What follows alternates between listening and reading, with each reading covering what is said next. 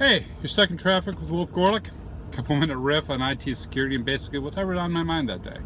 And today, what's on my mind is FireEye, because I'm going through some FireEye training, which is pretty interesting stuff. Now, you probably know the concept, right? You run a virtual machine. The virtual machine emulates a standard desktop, a standard user. If spam email, for example, comes in, the virtual machine executes that. It's basically like a honeypot. So the spam email gets executed in the virtual machine by tracing what goes on the file system and on the registry and then out through the network connection. You can look for anomalous behavior. And therefore, instead of applying signatures to malware, you basically apply behavioral analysis to whatever applications or websites or whatever are executed in the virtual machine. Been around for some time. What I didn't know, and this I found clever, is FireEye does something very comparable for mobile apps. So you may recall XCodeGhost. What XCodeGhost was injected malware in the IDE for iOS.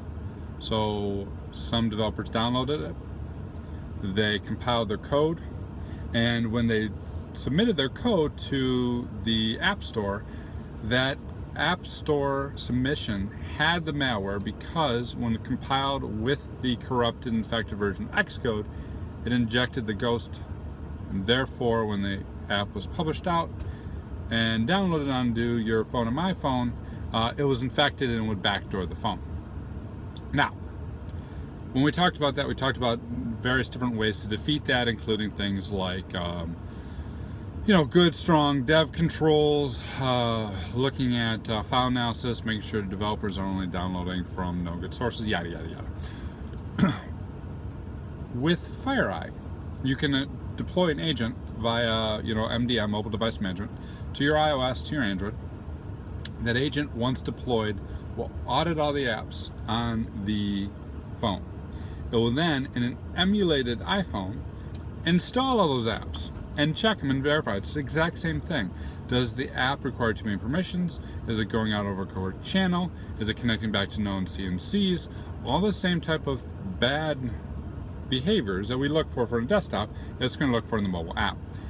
As well as when you then go to upload or update your apps, it will, in the emulator, update them again and confirm them. So, someone who had WhatsApp on their box, on their iPhone, and it was fine, and then WhatsApp gets hit by something like XCodeGhost, and then WhatsApp is now updated in iOS in the App Store, and that update has ghost malware, and I, as the good citizen, update my apps, and now my phone is infected. At that same moment, the FireEye appliance is going to download that update, analyze it, detect the known command and control packets back, alert the admin, and of course, then we go to instant response. I thought that was cool. I thought that was very cool. And so, as an update to XCodeGhost, there's another way that you could detect something like rogue apps on your phones. Have a good one.